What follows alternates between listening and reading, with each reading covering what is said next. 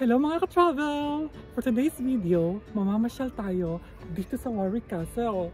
Pupunta rin tayo sa Oxford at sa birthplace ni Shakespeare. Kaya tara, travel na! So ito, day off nga po ngayon, kaya naisip ako na naman masyal. One day tour travel lang naman po ito. Ito, nandito kami sa train station namin, medyo delay nga lang po yung train. So ayan, tapos na yung delay. Papunta na po ako sa train, marami nga po naghihintay. Pasok na po yun sa trabaho. So hintay lang po kami ng train. Ayan, nakasakay na nga po ako. So mga 40 minutes na naman po yung biyahe. Ayan, malapit na ako sa Victoria Station. Dito po yung babaan ko pag nandito ako sa London. Good morning, folks. We're all shortly arriving into London Victoria, where our journey is. O ayan na nga mga ka-travel. Dito na tayo sa Victoria Station. Time check. 7:34 na po. Kailangan na natin magmadali kasi 8 o'clock yung meeting place. Eh sa may Victoria Coach Station pa yon. So mga 50 minutes na lakad pa yun dito. Ayan, nakita yung mga tao nagmamadali. Papasok na yung mga yan. So nagmamadali rin tayo guys kasi baka maiwan tayo ng bus. Let's go! So ito na mga ka-travel. Punta na tayo sa coach station. Tsaka pala guys, autumn ngayon dito sa London. Kaya kita yung mga parang almost winter clothes na sila. Medyo malamig na. Tsaka madilim pa rin. Tingnan mo, 7:44 na yata eh. Madilim pa rin. Ganito talaga dito. Tsaka malamig. Kuha muna tayo ng kape eh. Kasi medyo antok-antok pa tayo eh. Ayun, may Starbucks. Magkape muna tayo mga ka-travel. Para magising naman tayo. So, ito guys yung Victoria Train Station. Diyan tayo lumabas kanina. So, dito na tayo maglalakad guys. Papuntang coach station. Ayan o, yung mga apartment dito sa London o. Gaganda. Siguro ang mamahal ng mga rental dito. Oh, tingnan niyo mga ka-travel. Oh, 5 to 8 pa lang pala. Akala ko 8 o'clock na. So, just in time tayo sa meeting place. Dahil nandito na tayo. Victoria Coach Station.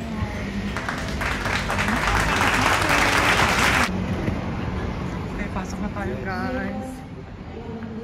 So, hanapin na natin kung saan yung meeting place dito. Ayan yung mga schedule ng mga bus dyan. Ito kasi yung central bus station dito sa London eh. Sa lahat ng mga bus papunta sa mga probinsya, mga iba't ibang lugar. Dito siya. Ayan, ito na nga siya mga kapsabaw. Ito yung mga kasama ko sa tour. So, pila na tayo.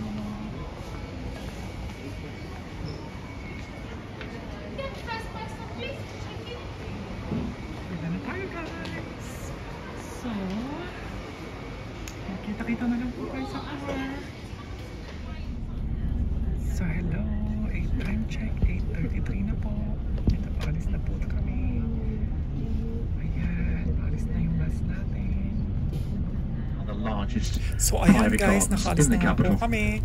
Medyo dumaan pa kami sa mga konting sightseeing dito sa London, dito sa mismo city ng London. Ayan, nakikita niyo po yung mga autumn leaves. Ang ganda po. Kasi autumn na po dito.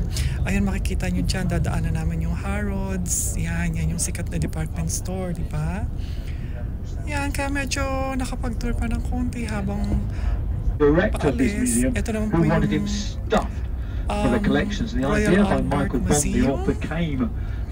Yan, dinaanan din namin yan. Tapos ito naman po yung Natural History Museum. O diba meron pang konting free side trip tour. Ayan yung Natural History Museum. Ayan nga po, dinaanan namin yan. Papunta na kami ngayon ng Warwick Castle.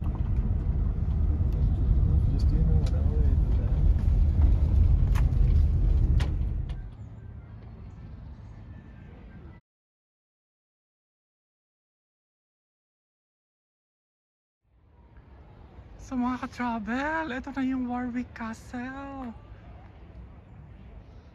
Ang ganda ng araw, nakisama naman siya. Lovely. So pasok tayo.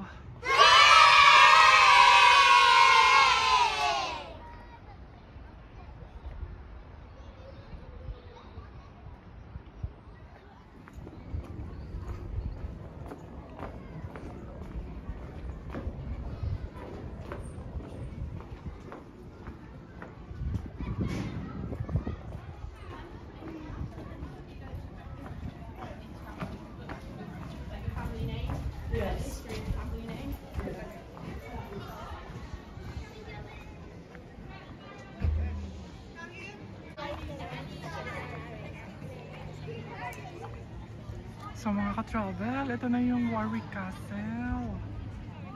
Ito yung loob niya. Ito yung parang courtyard daw niya.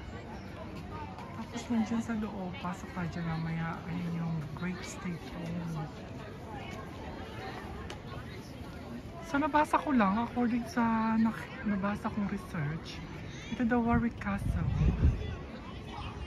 is isang castillo or castle na gawa sa wood at Bailey or something, na pinagawa daw ni William the Conqueror noong unang panahon ng mga kaharian pa nila.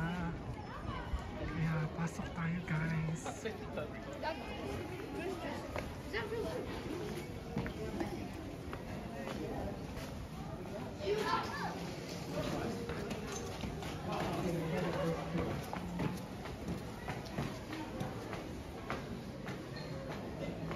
Oh, eto yung loob oh.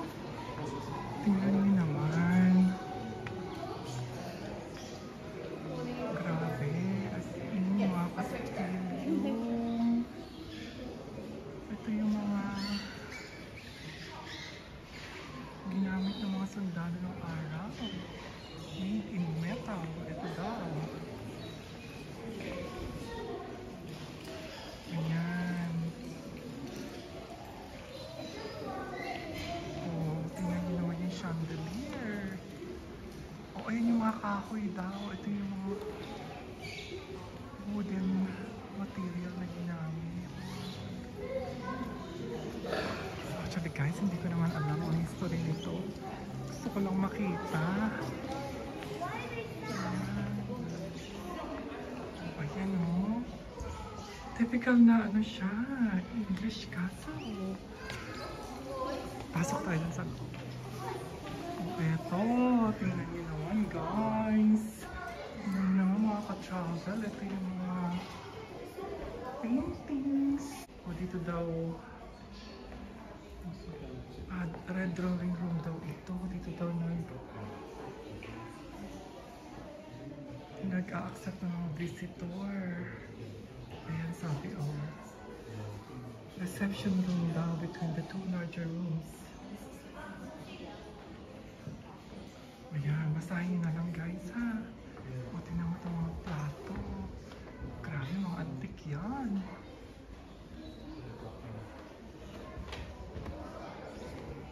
O ayan o. Made of. Ayan pala kung anong wood yan. Pero talagang solid wood. Ayan ang mga painting. Chandelier. Grabe, diba? Kung ito yung castle mo, dito ka nakatira.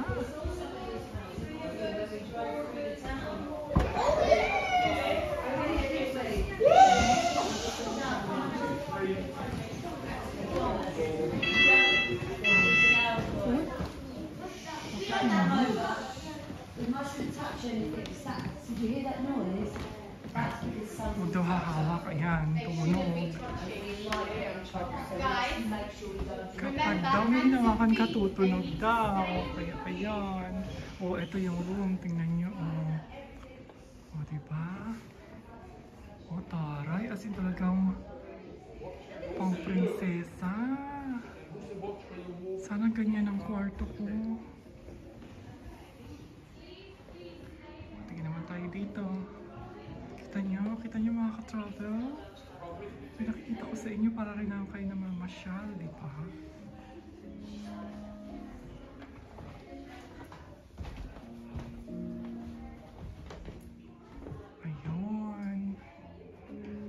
Tapos ito yung balcony.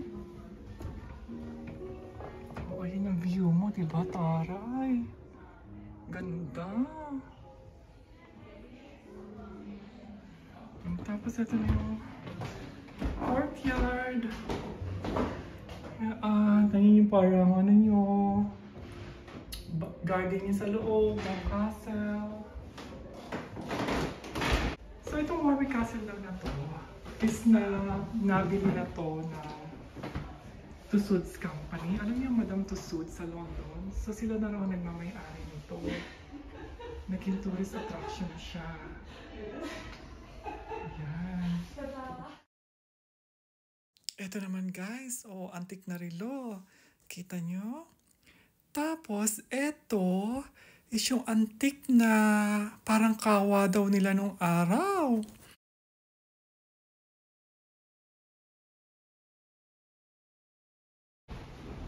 Ano naman taas? Hindi kwarto. Ito lang yung parang chapel.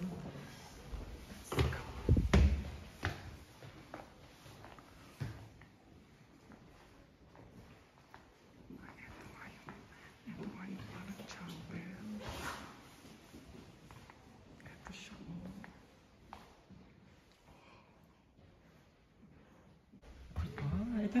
Alam nyo guys, mga ka-travel, isa lang to sa mga napakaraming castle dito sa Inglaterra.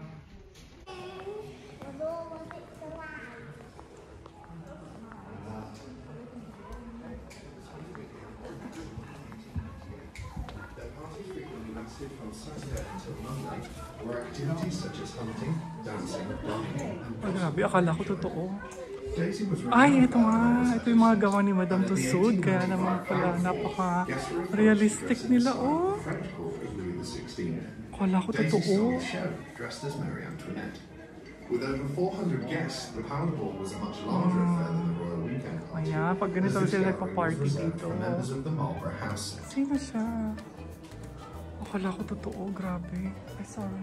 The Marlborough House set, a social group primarily linked to... Tapos, eto na yung exit. Papunta na sa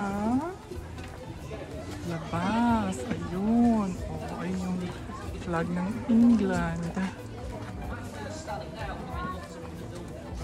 Ayan, mga nag-tour. Diba? Typical na castle talaga siya. Oh, another view of Warwick Castle, mga ka-travel. O, di ba parang pinag-shooting yun ng Harry Potter?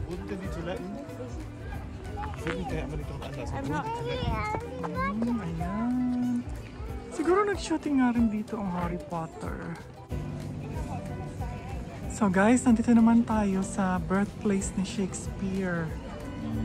So ito naman yung house niya. Ito pala yung bahay niya. Tingnan niyo naman.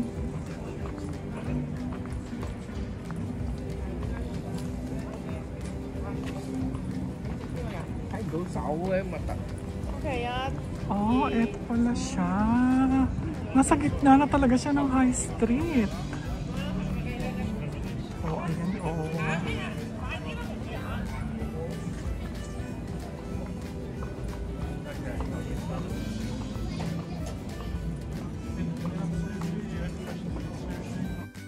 So ito nga po palang birthplace ni Shakespeare ay nandito sa town ng Stratford-upon-Avon. So isa po itong isang lugar sa gitna po ng Inglaterra, nasa Midlands kung tawagin po namin. Itong town po na ito ay medyo social na town. Nasa gilid po siya ng ilog na Avon, kaya po siya tinawag na Stratford-upon-Avon. Yan nga po pala ang monument ni Shakespeare na inyong nakita.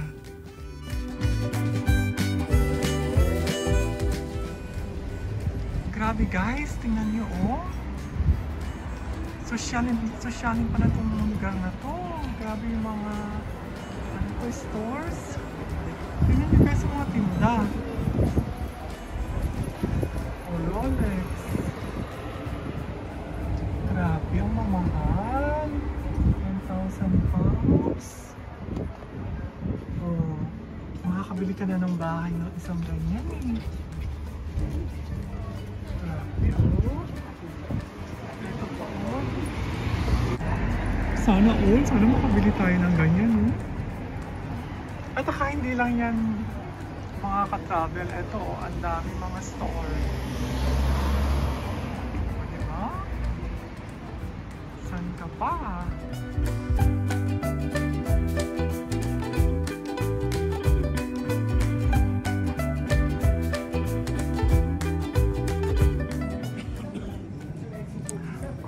Meron tayong mga information na nakukuha. Actually, hindi ako kasama sa group na yan. Nakikiusyoso lang tayo. Makinig na lang tayo, ha? O, diba? Ganun lang mga ka-travel. Makikinig ka lang sa ibang grupo, may matututunan ka.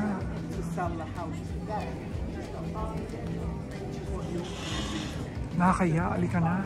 Baka sabihin, nakikijoin ako sa kanila. Ito na nga, nakakaikot na ako dito sa High Street. Ayan, ayun yung bahay ni Shakespeare. Mag-goodbye na tayo, babalik na tayo sa bus.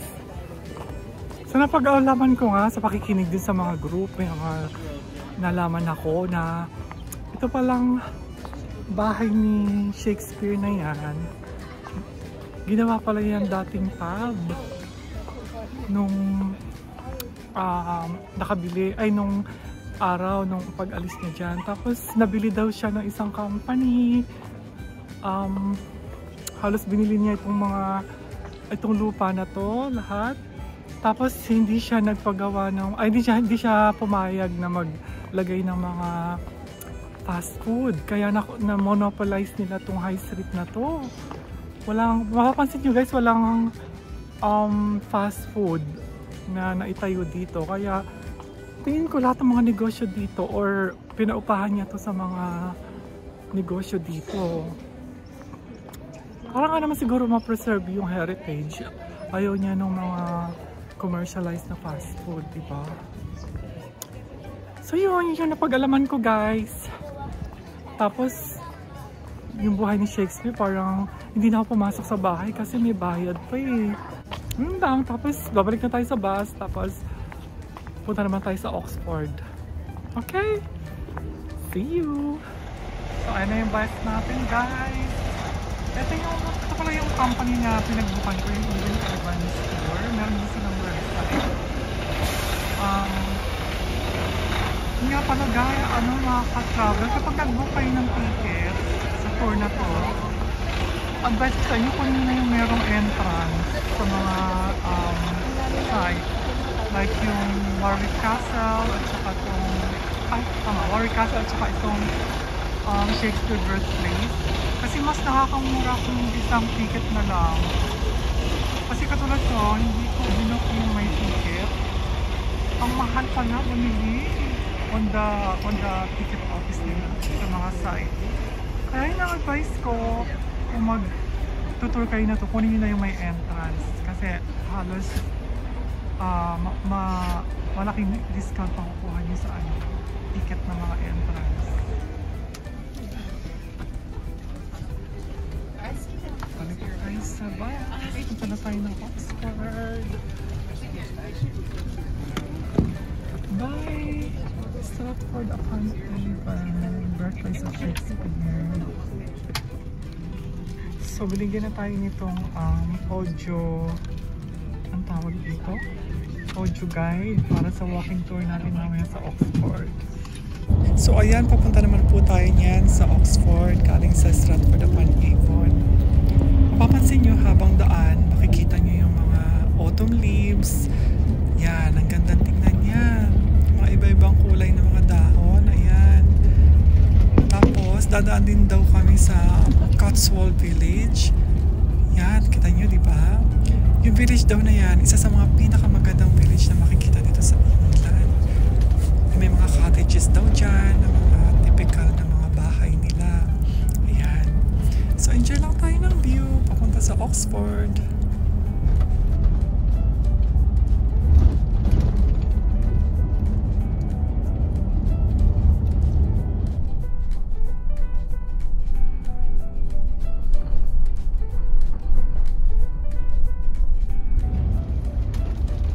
Right hand side, over your right hand shoulder is milk pack.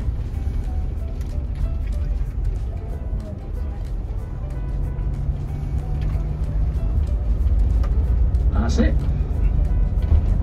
That's it, so yeah, about a second.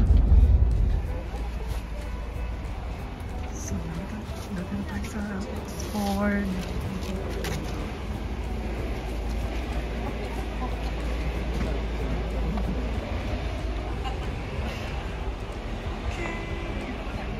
Oxford. So, nandito na yung mga college and universities. And of course, yung pinagsitingan ng Harry Potter.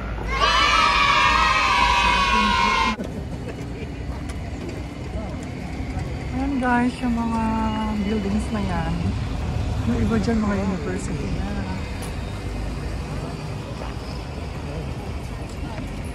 Ayan. So, just a fun fact. Ang sabi ng tour guide namin, nagsimula daw itong Oxford University noong panahon na mayroong religious conflict, yung mga Catholic at saka ibang religion. So, yung mga estudyante daw na naipit dun sa conflict na yun is naiwan sa Paris, yung mga British na students. So, ang ginawa daw ng mga monks na Catholic, pumunta raw sila dito sa Oxford at nagtayo ng 40 schools and universities. At yun na yung nagsimula ng Oxford University. O diba?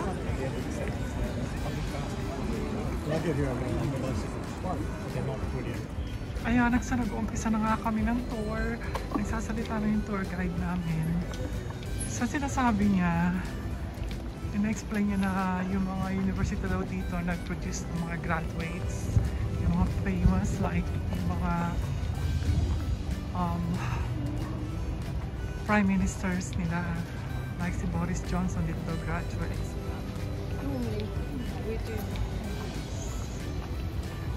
Pero napakinggan ko lang siya guys, nagsasalita siya.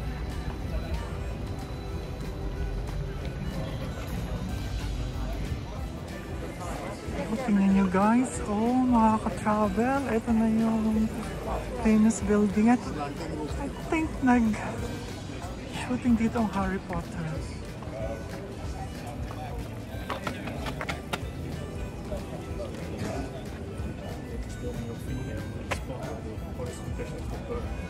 Ah! In-explain ng tour guide namin na dyan daw sinunog yung isang pare during the conflict. Ito daw yung spot. Sinunog siya.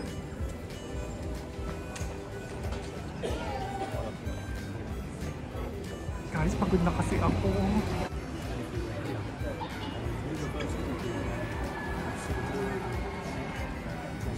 So sabi nung tour guide namin, kaya daw mga pebbles to ay para daw sa mga nagbibisikleta para maging stable na pagbisikleta nila. Okay, papasok tayo dito. Let's go!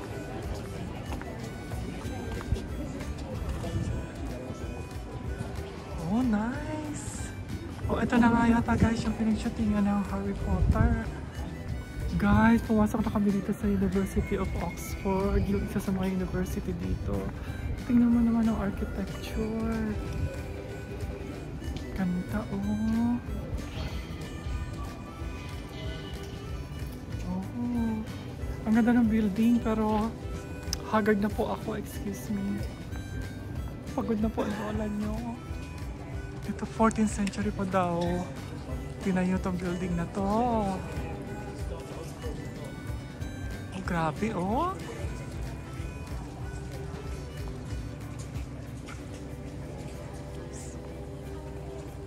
th century daw. Ito nga yung pinag-shootingan ng Harry Potter, or at least inspiration sa production ng Harry Potter. Ayun daw yung mark ng university. Oh, sinasabi na ng aming tour guide na kung sino raw may Harry Potter fans dito. Ah, ito nga. Dito nga daw nag-shooting ng Harry Potter. O, diba guys, napuntahan ko na rin. Sa wakas, ilang taon na ako dito sa UK. Ngayon ko lang napuntahan itong Oxford University na pinagshootingan ng Harry Potter. Ganda. Okay, punta na tayo dito. Mga ka-travel. Isasama ko kayo sa pagpasyal. Sabi ko sa inyo. Nahihiya lang ako magsalita ng malakas kasi hindi pa ako sanay mag-vlog. So itong bridge daw na to sa university to is famous. Yung sinasabi yung tour guide sa amin. So there was more time for study. Yan.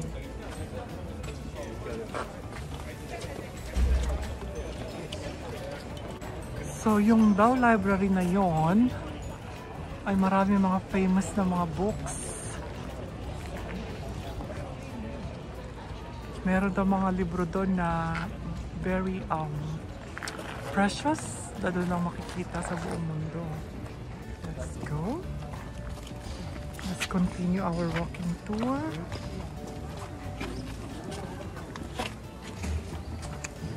Ito yung famous bridge daw. Famous bridge. Hindi ko nakuha yung sinasabi ng ating tour guide.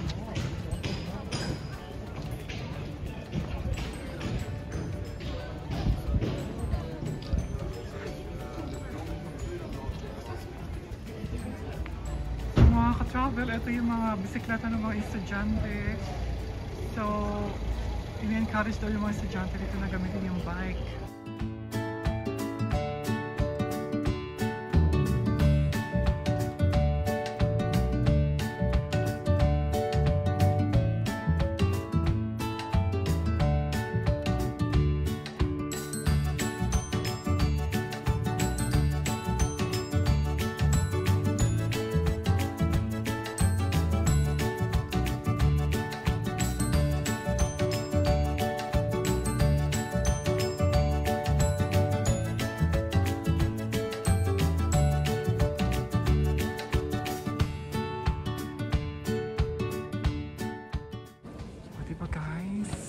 Mga ka-travel, pinapasyal ko kayo para nandito na rin kayo, di ba? Oh, ganda. Para nakikita ko si Harry Potter na nag-shooting dito. Ayan, and then, lalabas na tayo. Ito na yung mga ka-group ko. Punta naman tayo sa ibang university. Ito yung mga ka-group ko guys. So, actually, ay parang 70% ng ka-group namin is mga senior. Konti lang yung bata. Nakatulad ko. Char. 1736 daw ito tinayo.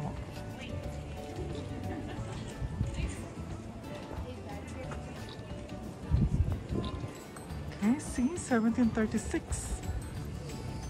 So again, mga ka-travel, nakikita mo tong mga pebbles na kalsada. Ginawa daw to para daw sa bisikleta. Para daw maging safer. Tapos ito pa, oh, grabe, ang ganda ng architecture. Oxford nga pala guys is about 2 hours drive from London.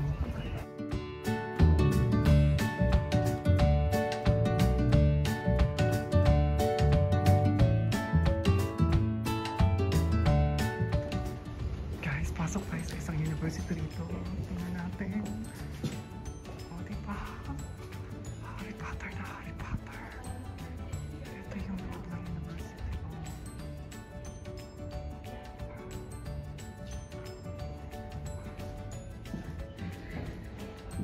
O, ayun ang itsura ng typical na college dito. O, diba? O, ito siya. O. Jesus College, Oxford. Ayan. Screenshot nyo na lang guys. Yung mga Nobel alumni daw include Founder of African National Congress, Pixley, Isaka Kelly. O Lawrence of Arabia, dito pala siya graduate. Former British Prime Minister Harold Wilson. Oh. Guys, isa pa tong famous college. Oh, Exeter College. Oxford. Hindi na pwede sa visitor. So, tingnan na lang natin dito. Yan. Ano rin to? Sikat din to university na nag-produce ng mga famous people. Grabe, ang ganda naman dito sa Oxford. Ito yung highlight ng aming trip actually. Ako, mabahalis natin yung mga estudyante.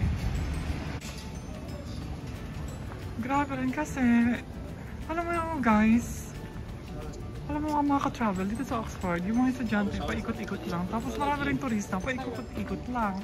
So nag-interact lang, nagkakaroon lang sila ng mga, alam mo yun, nagkakasalubong-salubong lang sila. Tapos yung mga turista, pinapasok nila yung mga college nila. Pero hanggang pinto lang naman. Pero kahit na, di ba, parang yung university na ay naging tourist attraction. So, nagkakasalubungan na yung mga estudyante tsaka mga tourist. Di ba? Sana ganun din tayo sa Pilipinas. Char.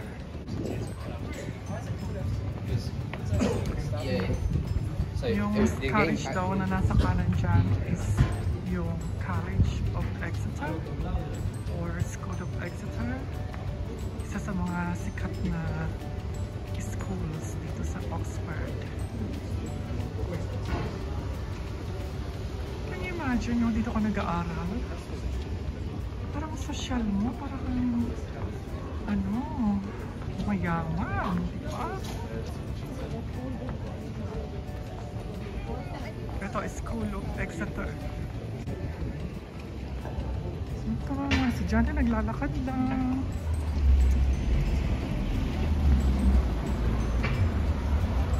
Sana all. Ang pangalan daw ng university na pinagshootingan ng Harry Potter is Christ Church University. Yung sinasabi ng tour guide namin.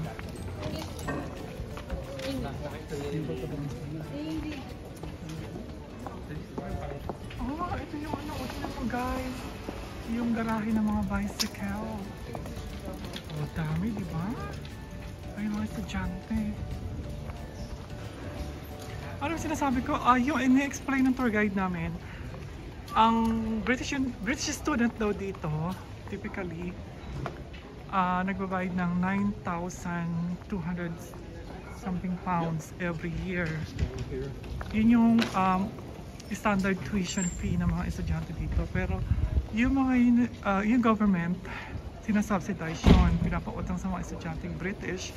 Tapos babayaran na lang nila kapag nakagraduate na sila. So that's 9,200 pounds per year. So depende sa ilang years ka nag-aaral. Nag-average daw ng mga 60,000 ang utang ng isang estudyante dito pagka-graduate nila. Right? Ito yung typical Harry Potter din. Na uniform Tapos, yun naman daw, sorry, continue ko lang sinasabi ko.